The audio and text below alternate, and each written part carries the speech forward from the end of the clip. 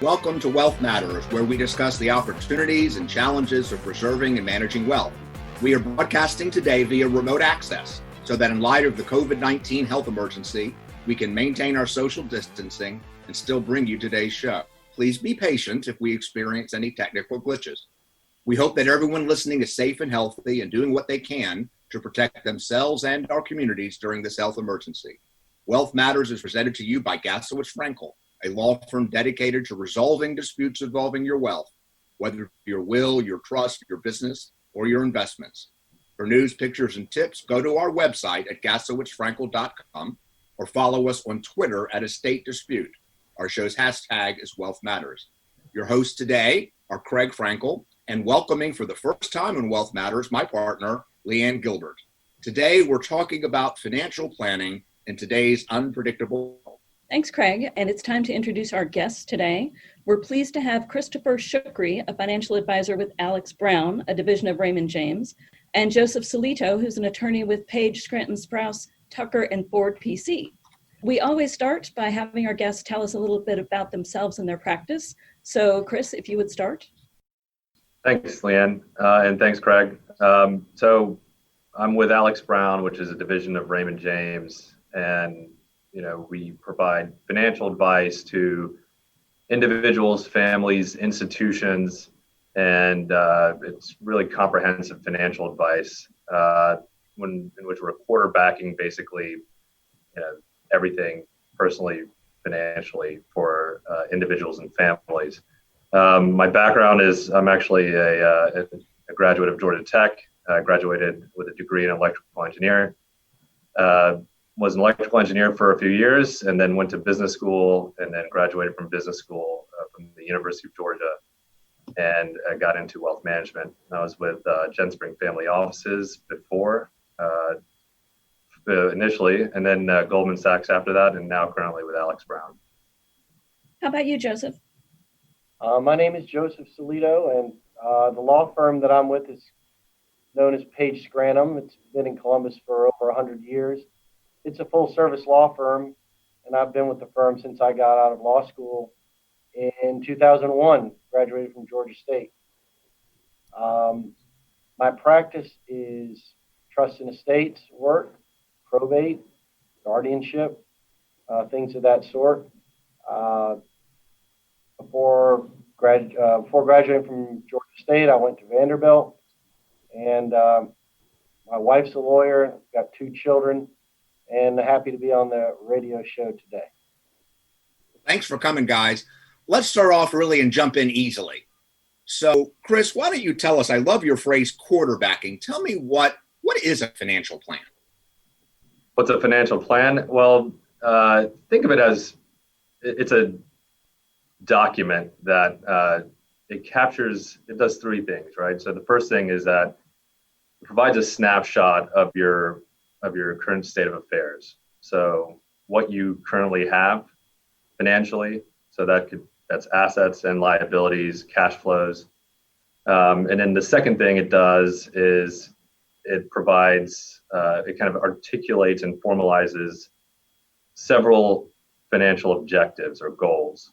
And then the last thing it does is that it implement strategies to achieve each individual financial objective or goals.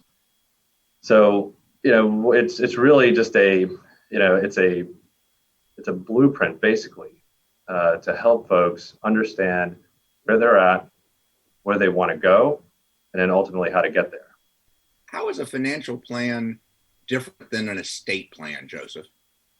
Well, the financial plan is such a huge help in doing an estate plan because you find that so many people don't really know or haven't thought about in a while maybe exactly how something's titled.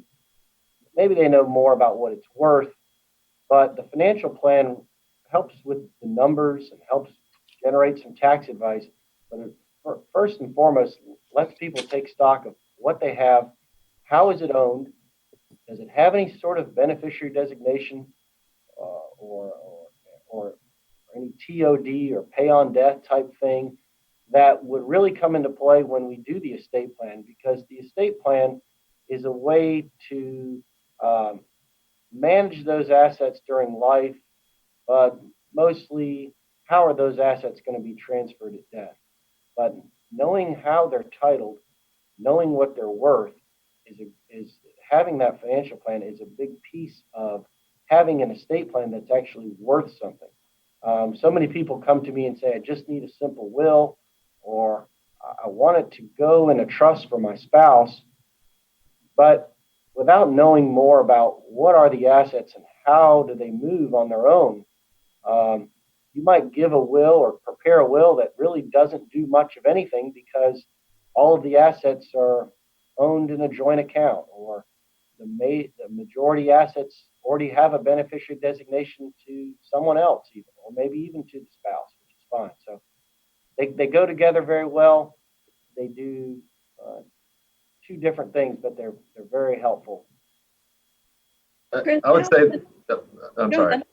I would say that there's differences. There's also similarities, right? The purpose of having a financial plan is ultimately to create clarity, right? Clarity around what you have, where you're going and how you're going to get there. And the difference might be in just the timing. So the financial plan is really more about your monetary objectives during your lifetime and when you're fully cognitive. And the estate plan is something that actually it's not mutually exclusive from the financial plan. In fact, there's a ton of overlap. But ultimately what that does is it creates clarity around what happens should you become incapacitated or upon your death.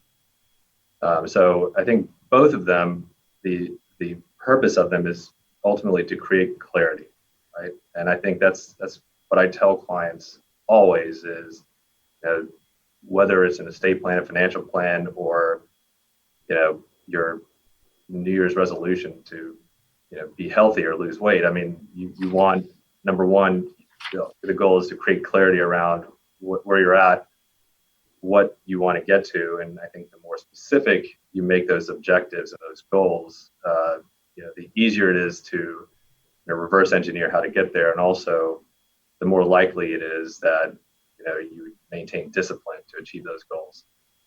Well, as your life changes, I imagine you need to review your estate plan. And as the economy changes, you would review your financial plan. Is that accurate? Yes, sure. Some people say every 7 years. I've heard every 5 years. Certainly, anytime there's an event, whether it's a birth or a death or a marriage or something, big's happening in the economy, there's a lot of good reasons to look at it. But putting it on a calendar, every 5 years seems to make sense. But it's really hard to go. It's really hard to get a plan that's going to last you your life. And so many people, I end up telling them, don't let what's the phrase? Don't let the perfect be the enemy of the good. If we can just have some plan, you're going to be just a quantum leap ahead of where you're at. So maybe we get closer to perfection 5 years from now, but just do something and then make it better later. Right, Chris? Yeah, I would agree. I think that for the most part, a financial plan should be pretty stable. And there are certain events such as birth, death, marriage, or maybe even the anticipation of marriage, or divorce, or I guess the anticipation of divorce, that may alter the financial plan. But they're all long-term goals, and so you have to have a long-term focus and not let the noise of a bad economy or bad equity stock markets alter your course. But it's helpful to have that financial plan there, so that way you understand. Okay, well, you understand the levers that you can pull in different situations. So you basically have preparing for curveballs that life will throw. Joseph, you mentioned something that I think is important, and Leanne and I see it all the time when we get to disputes. You said one of the things you always want to check is how things are titled or why they have beneficiary designations. Chris, when you're looking at a financial plan, do most people actually understand how things are owned or titled or designations, or is this a problem you're seeing as an initial step? No, I don't think many people understand it. Well, I think people understand it, but they may not, execute it. So I think that, the titling of accounts, and it really needs to align with, what your trust and estate plan is basically conveying. So you just want to make sure that whatever your intent is, whoever your intended recipient is of the accounts, contingent, primary and contingent, that it actually is going to go to them. Joseph, answer that. So you mentioned that a will obviously transfers property at death, but it's only the property you own. But when we talk about designations, and you mentioned a TOD, transfer on death, but there's also joint accounts people can write checks on. How does it fall in when you're looking at an estate plan? How much really is actually being controlled by the will, and how much is kind of being controlled by other factors? Yeah, it depends. Sometimes a vast majority of the estate could be controlled by other factors. And sometimes that's fine, but often it's not. And, the probate estate is what you own that is controlled by your will. And then the non-probate estate is what you own that's controlled by some other means, whether it's a beneficiary designation or joint ownership with right of survivorship, they call it, meaning the last person standing gets it. The last one alive owns it. Typical spouses, there's a lot of joint ownership and beneficiary designations, and that's fine. Where it ends up being a problem, or can be a problem, is when there's one spouse alive and there's children. And so maybe one child gets named as a joint account owner for whatever reason, and it was probably out of convenience or check writing capabilities. And then at the end of the day, what was always understood to be a kind of a friendly, help me write checks type arrangement turns into, well, mom put me on this account, so surely mom wanted me to have it at death. And the banks don't get involved. The banks just do what the documents say, or the life insurance company doesn't care what the will says. If one person's named as beneficiary, then that's going to control. So what a lot of people do is they don't rely on the powers of attorney. And that's what I try to tell them.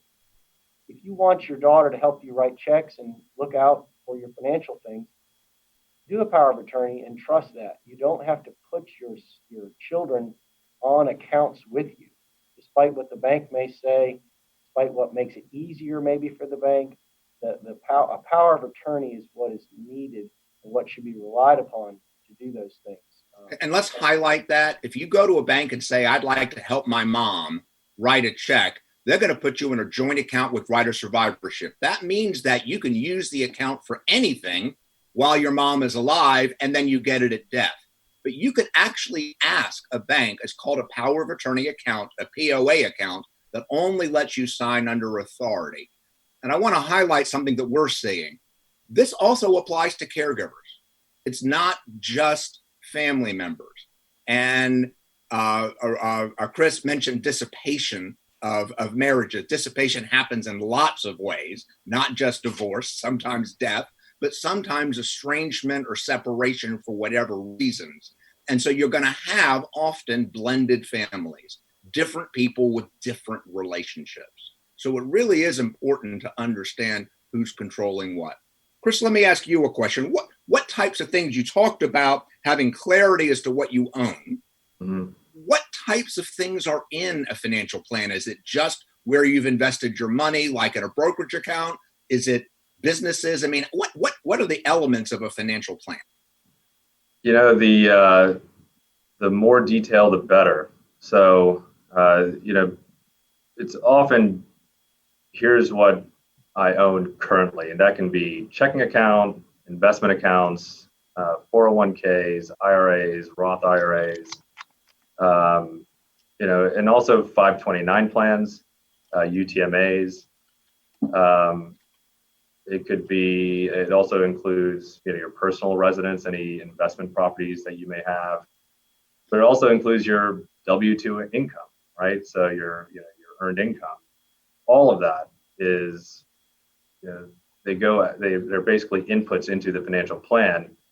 And when I said the more detail, the better, it's because, the more detail that you provide, the more information you provide, more specific you provide, the information that's provided, the greater clarity you have in, ultimately reverse engineering how you get to your objectives. And when you talk about objectives, are we talking about tax planning? Are we talking about retirement planning?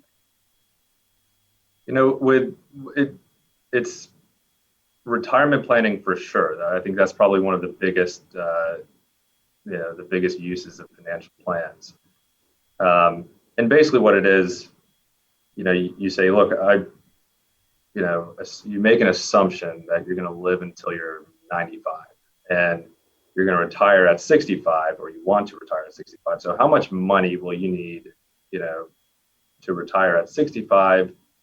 In order to keep you, through to 95, right? And maybe at 95, you also still want to have some assets that you can bequeath to that you can,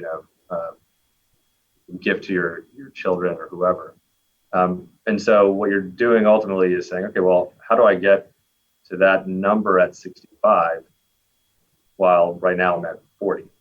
And so, tax planning is certainly a part of it, but retirement planning is, that's usually the main purpose of a financial plan. But it also could be college planning. So in 18 years, I'm going to need this much money to put my kids through college, or this kid through college, assuming they don't get a scholarship. And, there's a lot of assumptions, obviously. There's a lot of noise, but, they have 18 years to get there.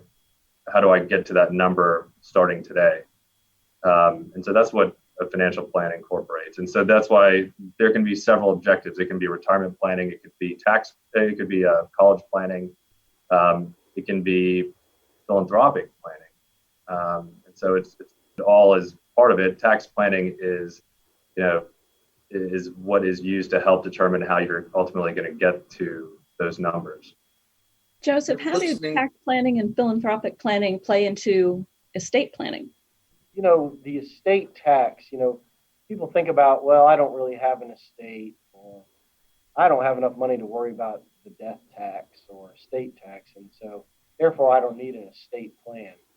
But there are a lot of taxes to be concerned. There's plenty of taxes to be concerned about, even if you're not necessarily worried about the estate tax. So income tax issues and charitable deductions, which affect the income tax, or whether you're just charitably inclined, regardless of the tax ramifications or benefits. Both charitable planning and income tax planning would be part of something that you might just refer to as an estate plan, because when you want to make a gift, or you want to create a trust or a will, that all just comes under the idea of an estate plan, but it may have different tax objectives. It may not have any tax objectives at all, but it's certainly the case that the income tax is going to affect everyone, while the estate tax affects very, very few. Another big point that people ask me a lot is, what about when I receive an inheritance? Do I have to show that on my income tax return? And, generally speaking, what you inherit is not taxable to you. Now, the earnings it makes, or the interest, the dividends, something like that, or the income, the last income of the deceased may flow to you, but by and large, what you receive is not income to you. So that's a common tax question a lot of people ask. The other one they ask is, well, what is my tax basis in my inherited assets? Like if you inherit some Coca-Cola stock that your mom bought back when it was $20 a share. The good news is, at least under current tax law, you take what's called an adjusted basis, or a step up in basis. So if you inherit something at death, through death, you take a basis equal to the date of death value. Whereas if you take an asset from mom through a gift, she gives you her basis, which could be a very low basis. So when you turn around and sell that Coke stock, you may realize a lot of gain, where if you could be patient, let's say, and wait, you get that basis. Now, Congress is always talking about maybe changing these basis rules, but those are the two big tax things as far as estates that people come across. Thanks. I just want to take a second and remind our listeners that you are listening to Wealth Matters, the radio show where we discuss the opportunities and challenges of preserving and managing wealth. We are your hosts, Leanne Gilbert and Craig Frankel from the fiduciary litigation law firm of Gaslowitz Frankel. And we are talking with Christopher Shooky, financial advisor with Alex Brown, a division of Raymond James, and Joseph Sillitto, an attorney with Page, Scranton, Sprouse, Tucker, and Ford PC. And our topic today is financial planning in today's unpredictable world. Joseph, Craig? I wanted to follow up on what you just said about tax planning, where you deal with income tax focus. I know that a lot of people don't follow that. Should you in your estate plan and in your financial plan be revisiting this from time to time, the tax focus on what is my tax basis? When am I going to be taxed? Should I change things? Can I change things even if it's a trust? How often should you look at that? Gosh. How can you look at that, I guess, is a better question. Yeah, as often as Congress seems to want to tinker with it. So it's right now, and in the past 10 years, it's been it's been a hot topic. And so, politically, the estate tax is of interest. Now, it's not a big revenue raiser for the federal government, but it is kind of a political issue in that people feel like the wealthy should pay their share. So with the estate tax affecting fewer and fewer people, which means the estate tax exemption is getting higher and higher, it does cause you to focus more on income tax issues. Before, we may have put things in trusts to hide them from estate tax, to hide them from future estate tax. Hide is such a strong word. I love that word, hide it. We're hiding it. The federal government has enough money, but now, or as the estate tax changes, instead of hiding, we possibly would expose assets to the next estate or to estate tax, because in exposing assets to estate tax that we know we won't pay because the exemptions are so high, we are actually getting a benefit on the income tax side. So trusts, for example, that were designed to keep assets for the benefit, let's say, of a surviving spouse, but then not let them be a part of the surviving spouse's estate. We're changing those trusts as we draft them going forward, or we're putting some contingent language in them to say, gosh, if we don't need to worry about, in effect, if we don't need to worry about the estate tax, let's go ahead and subject these assets to the estate tax so that we can get that step up in basis that we need. I want to remind our listeners that although we're broadcasting from Georgia, and Georgia does not have a state imposed estate tax, other states do. And so sometimes we've got to look at that. And that really brings me to the next question for you, Chris. Are you finding that clients who have some wealth, that they own assets in different states? And how does that affect a financial plan?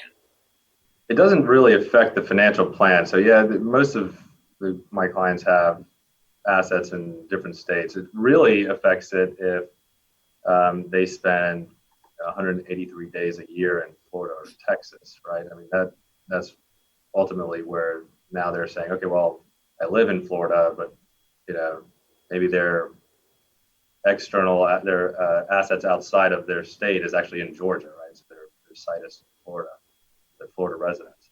But it really shouldn't affect a financial plan, because ultimately you're just trying. The financial plan is focused on monetary targets. So it really doesn't affect the financial plan. It certainly affects the estate plan And the tax planning is really more about where your declared state of residence is.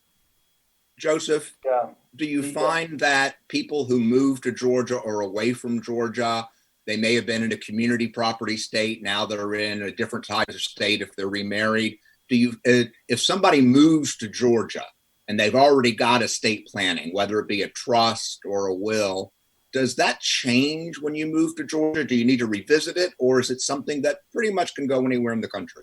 Well, I think it's worth taking a look at, but you'll probably be fine. I don't believe there's a state in the country, for example, that has a different witnessing requirement than two witnesses to make a will. So I think you've got a will, or let's say you've got a living trust and you come to Georgia, you'll probably be fine. It does not hurt to have that looked over. But one thing I will say about folks that come here or folks that have property in other states, those that come here want a living trust, or those that look out and Google things and try to get up to speed on wealth matters, they will come to me saying, I need a living trust. I need a revocable trust. I need to avoid probate. But it's very true that in Georgia, the probate process is not difficult. It's not something to be avoided. It's not something that the costs of which are dictated by the assets in your name. So now Florida residents, yes, the probate system there is to be avoided. And so, and most of what you see on the internet talks about that because maybe Georgia is an outlier, but it is true that that probate avoidance is not something that kind of runs the show here in Georgia. That's not to say living trusts don't have a use, because if someone is a Georgia resident but has property in other states, for example, Florida, or really any other state, you can really simplify the probate process by at least having those assets that are in other states owned by a trust, so that you can avoid that state's probate process. There's a lot of other reasons to have a living trust, but when someone has property in other states, that's kind of a clear signal that you may benefit from not only a will, but also a trust. What is a living trust? Well, living trust is just maybe another name for a revocable trust. It's a trust that handles your assets, manages your assets, holds your assets while you're alive. So I guess that's where the living part comes.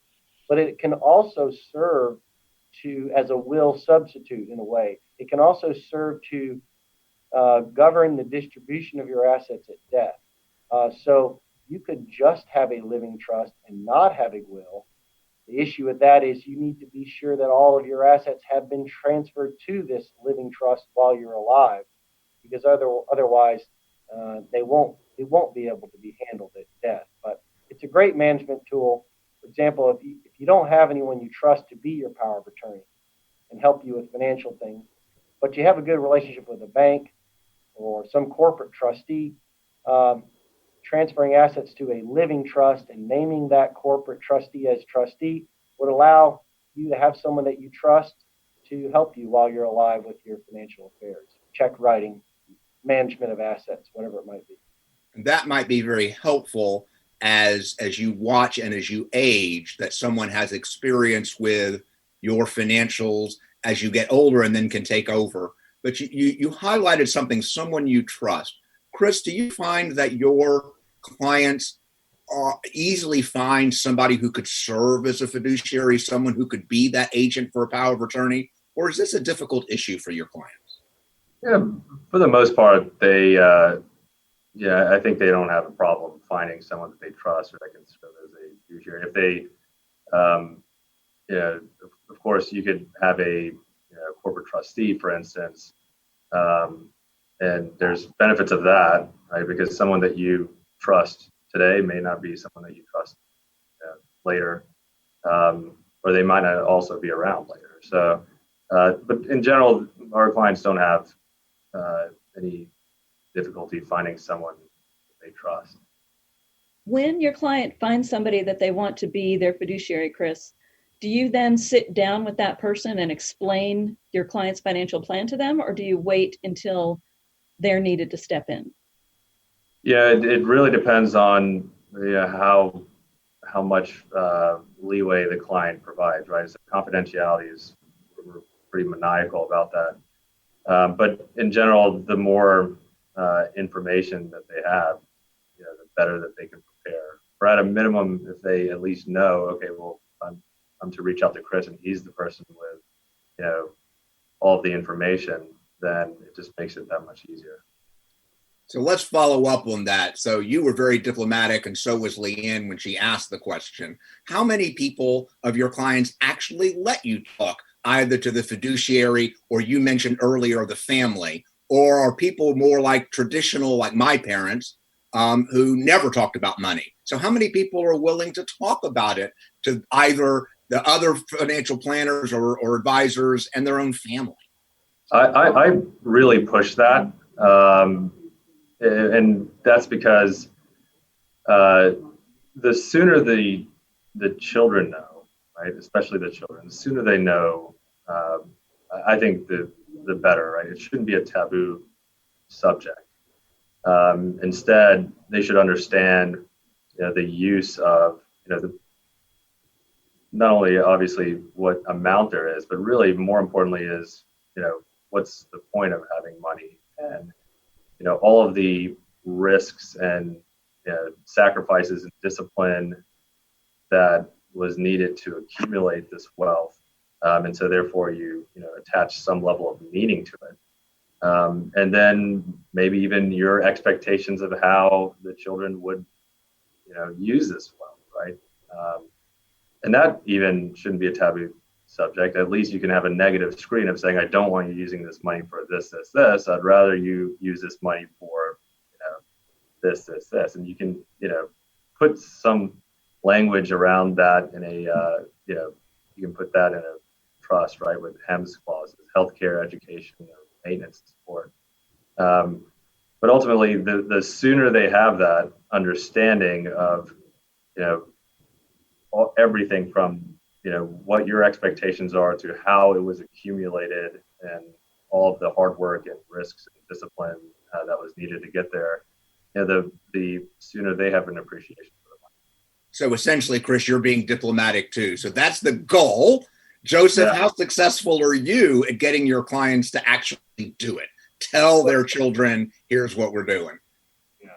No, I don't. You don't see that a lot. At least I don't. The high net worth folks, too, of course, that's a real struggle. So very wealthy folks, that's a real struggle for them trying to decide when and how much should a child know. Of course, there's books upon books written about that.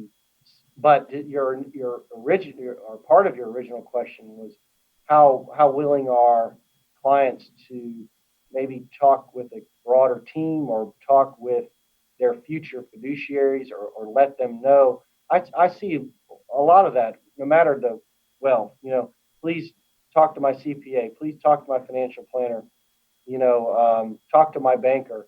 Let's get all on the same page. I want to be sure. And then some folks like to talk early to their future power of attorney or their future executor. And then some people ascribe to the idea of, well, if I ask them if they want to serve, they might tell me no. And if I didn't ask them and just name them, when the time comes, they'll just do it, out of a need. And so I'm going to go ahead and name them. So you do get some of that camp. I know that doesn't maybe directly answer your question, but I always find that interesting that there's two camps. Some people like to give permission, and some people just ask for forgiveness, because it can be somewhat of a thankless job to be an executor or a trustee, even if you are paid some compensation. It's a lot of drama and stress and back and forth. You're the gatekeeper. And then power of attorney can be difficult on its own as well. It can be a very long-term job. But no one has to be an expert. There's always people to help, accountants and brokers and financial advisors. And so that's good. Anyone who's in a role like that, or anyone who's struggling to figure out who should be named in that role, keep in mind that the person does not need to be some jack of all trades. They will get help. from a lot of people. First and foremost, it must be someone you can trust. And if you don't have that trust, then that's why there are corporate folks or professionals that are in the business. And I find more and more that's being more and more necessary. Just maybe it's because people are living longer and they need assistance longer, and so the job takes a long time, or people are realizing the power of trust and the usefulness of trust, whether tax planning or otherwise. And so it's a long-term job that's maybe better left to someone who's trying to do that for a living. I think we need to underscore the change. I think that the demographics of aging, where our parents are living a lot longer, and therefore, and our health system, where we're spending a lot more money, changes things. And as our children also move around the country and aren't with us, that the financial needs of our parents, not only do they change, oftentimes there's less or different wealth. And so Chris, are you seeing families come when they're nearing retirement age and saying, 60 or whatever, and saying, maybe I should change what I am doing? Are you seeing people coming to you then, or are you finding people coming to you hopefully earlier? Earlier, but that might be just a product of the client base. So most of my clients are private company business owners who are thinking of an exit, or maybe there's already kind of an immediate exit in the near future.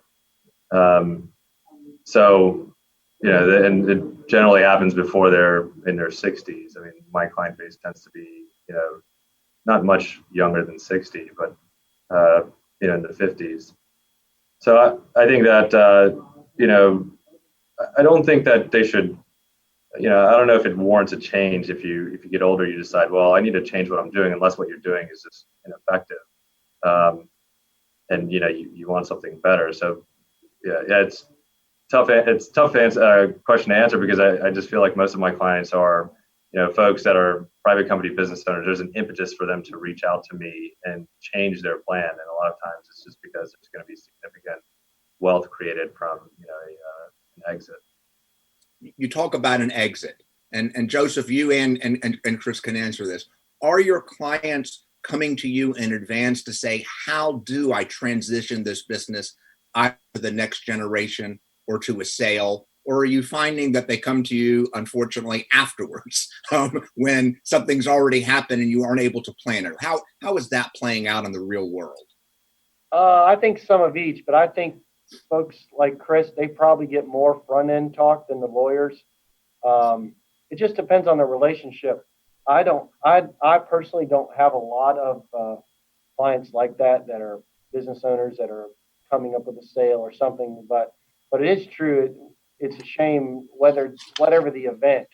I feel like for the most part, people are coming in at the end, but I would bet Chris would say he's got good clients that think, let's talk about this before it happens.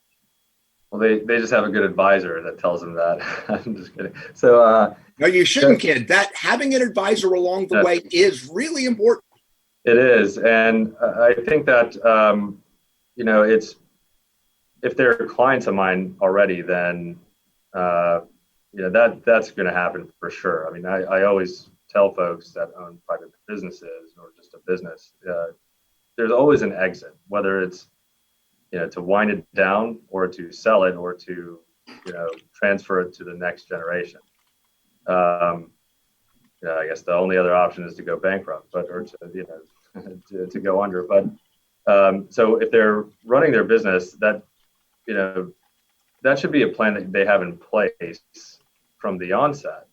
And it doesn't have to be implemented immediately, but there's got to be some plan in place where it's very clear. Okay, if I get to a point where I decide I want to engage with an investment banker because I want to sell my company, or if I get an unsolicited offer to purchase my company, and there's a lot of important reasons why you want to have you want to be engaged with your estate attorney right before there's a letter of intent on your company. Okay, so we're getting towards the end of the show. I'm going to put you on the spot. And Joseph, we're going to start with you. You have a potential client. What's the advice that you would give, the one advice to your potential client? What do they need to do most? They need to think about, do they have those kind of 4 documents, or you might even get away with 3 documents that almost everybody needs, I would say, which is a will or some sort of trust or will, a power of attorney for financial things, and a healthcare power of attorney or advance directive or living will, you might have it referred to. So those 3 documents is kind of the basic first step, and that can really serve you for a long time. Whether you become incapacitated or whether you pass away, you've got something in writing that handles those situations. So that's the first and foremost for most people that I talk to. Okay, Chris, you get the chance. Advice in advance to your client. If you could tell them anything before they came to you, what would it be? It would actually be to talk to folks like Joe. Because I really do think that having those documents in place, right, the will, advanced medical directives, durable power of attorney, is probably the most important first step. But the advice I would give them in addition to that is you really need to have a team that you have a lot of confidence in. And that team should be comprised of, your financial advisor, your legal advisor, your trust and estate attorney, your tax advisor, your accountant, and they all should be your insurance advisor. So they all should be working together, right? There's likely one that ends up quarterbacking the relationship with the client, but that is your team. And in addition to that, and this is something that I harp on a lot as well, which is you need to consolidate information, right? So, we have what is effectively a digital Dropbox in our client web, and I tell clients, upload your trust and estate plans, all of your legal documents, even tell clients if they have LLCs for specific real estate investments, upload your operating agreement, your